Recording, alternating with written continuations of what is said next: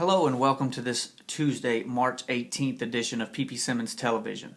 We'd like to thank everyone for joining tonight. I will be your host tonight, Brandon Gallops, and our subject tonight is going to be what in the New World Order is going on in Russia and Ukraine.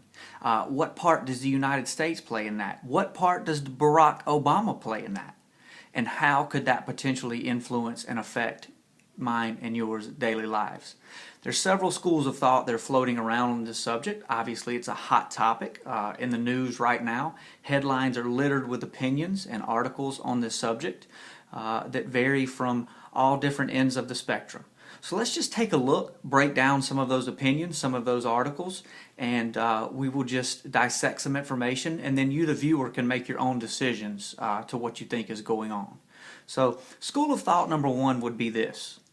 Obama is intentionally handing Crimea to Russia and Putin as a gift. Let's look at some evidence of that. Since Obama has been in office, we have seen several moves where he has either been stood up by Putin or possibly intentionally stood down to Putin. We have seen him put us at the mercy of the Russians in some particular instances. One huge one is the doing away with of our space program, of our shuttle program. We are now totally dependent on the Russians for travel to and from the International Space Station. That's huge. It's the first time in the history of our country and our NASA space program that we don't have our own means of space travel. That was done under Obama. There was many critics of that when it was done. As a financial move, supposedly, to help better our country financially. I certainly don't think that we have become better off financially by doing away with that program. But there are arguments for and against that. But let's take a look back at the Syria incident of last year. Now, most evidence suggests that the uprising in Syria, like what we saw with most of the Arab Spring, is that it was Western-backed, particularly by some U.S. interest, and that we had our hands directly involved in that, quote, uprising that went on there. Many loss of lives, much bloodshed, and it's still going on today. It's kind of moved into the background, interestingly, and we'll get to that later on in another theory, but we were stood down there by the Russians. Basically, Obama drew his line in the sand, and then we didn't do anything when that line was crossed. Some of that, it appeared, had to do with the response of Russia, of basically Putin saying, "You better not do it, United States." Many people are of the opinion that Obama and the United States at that point began to look particularly weak in the eyes of the world, and that Putin gained an upper hand in the Russia-United States saga at that point. So are we moving into another Cold War? Many people are asking that question. On the surface, it could certainly appear that way. These events are so orchestrated on this level. We're dealing with, in Putin, a product of the KGB. He was born and bred KGB. That is a fact. That is well documented. You can look that up for yourself and find plenty of evidence that backs that up. Putin is not an idiot. He is a calculating man. He is trained and has born and bred into him the art of intelligence and counterintelligence. I think that's very important. What would be his goal? Is it world domination? I don't know. Could be. He certainly wants to get back Crimea. Now, Obama was caught on an open microphone during his re-election campaign, speaking with Medvedev when he said something to the effect of, "I will have more freedom after re-election." So people are some are speculating now, is this what Obama meant? That he would be able to hand over this region or stay out of the way for Russia to take over this region, and then no telling what else will happen along as time moves forward here. If Russia gains confidence out of this move, Will they seek to take over more of Ukraine? Will they move into other countries? Now, here's some interesting history, particularly of the Russia and Crimea relationship. Crimea has actually been part of Russia for most of its history. Only since the fall of the Soviet Union, it most recently, has it at the end of the Cold War, has it not been part of Russia. So there are a lot of Russians that make up the population of Crimea. There was a vote taken there, supposedly that was an overwhelming majority, to join back up with Russia, to annex into Russia.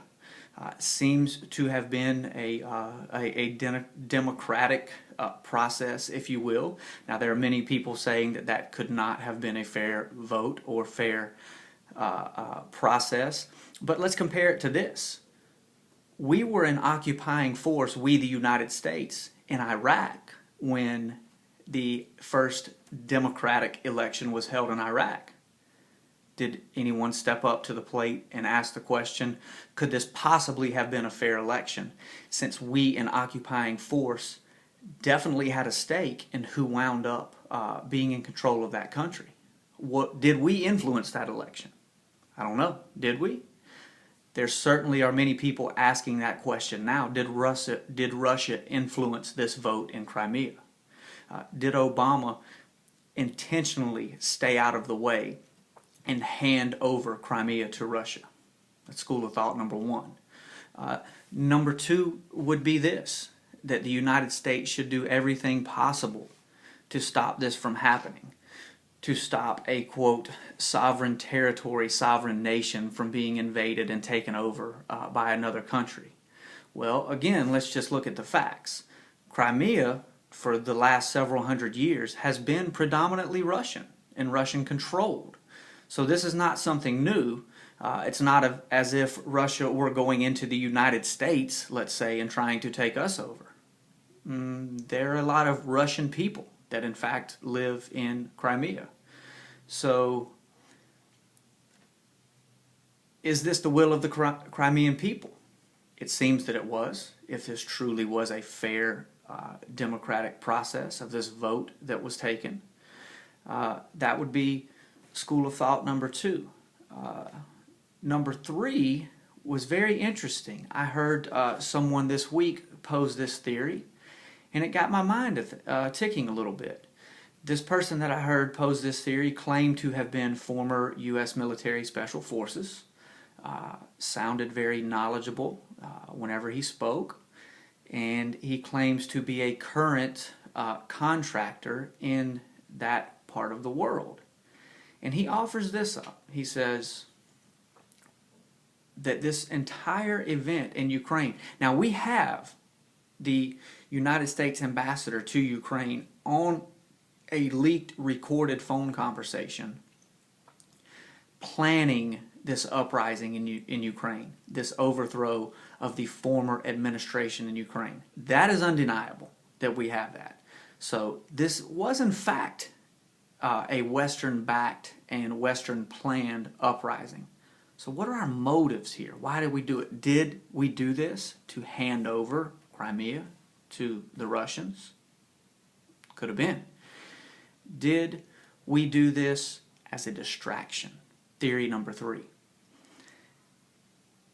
Did we do this as a distraction to not only take the world's attention off of Syria and Iran, but also to involve Russia's forces to a point to where Obama and the powers that be can go back to work in Syria and Iran, which was their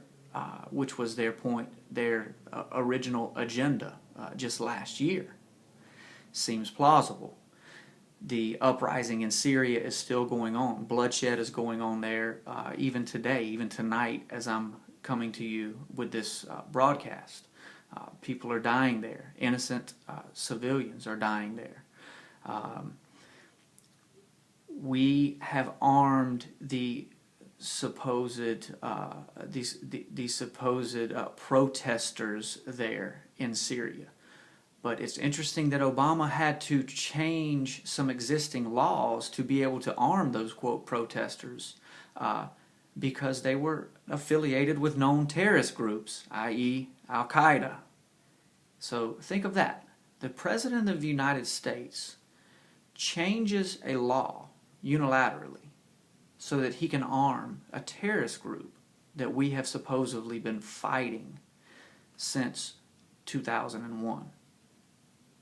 So, is the agenda here to take the world's focus and put it on Ukraine, to put it on Crimea, to involve Russia militarily in what's going on here in Ukraine and in Crimea, to a point to where the United States and others can go back to work in Syria, can go back to work in Iran, ultimately, is the goal. So, I don't know. Here's some facts. Over the last 400 years, Crimea has been primarily a Russian state. Russia has fought multiple wars over that territory over that 400-year period. I believe that number is some 8 or 9 wars. They have won every single one of them. There are many Russians who live today in Crimea. There was, in fact, a vote taken, and the results of that vote, at least what was proffered to the world, was over 90% in favor of annexing into Russia. Obama has made many moves since he has been in office that appear to be in favor of the Russians. Putin has made Obama, in many people's eyes, look like a fool several times. Putin has taken the high road on many occasions. He is now mocking the fact that Obama is threatening these sanctions against him and other leaders in Russia and Ukraine. So again, Obama appears weak in this situation. Is he?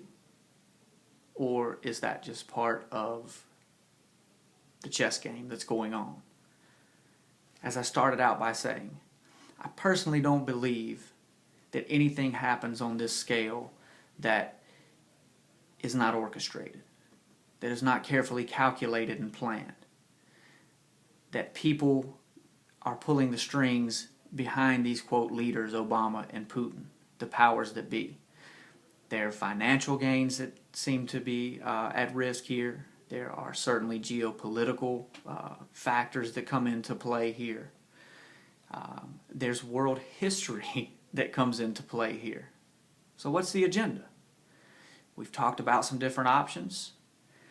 We've discussed those. We've laid out some facts. Hopefully, you, the viewer, will be able to take some of these facts and do some research and looking for some information of your own and be able to come to a conclusion. But know and understand this,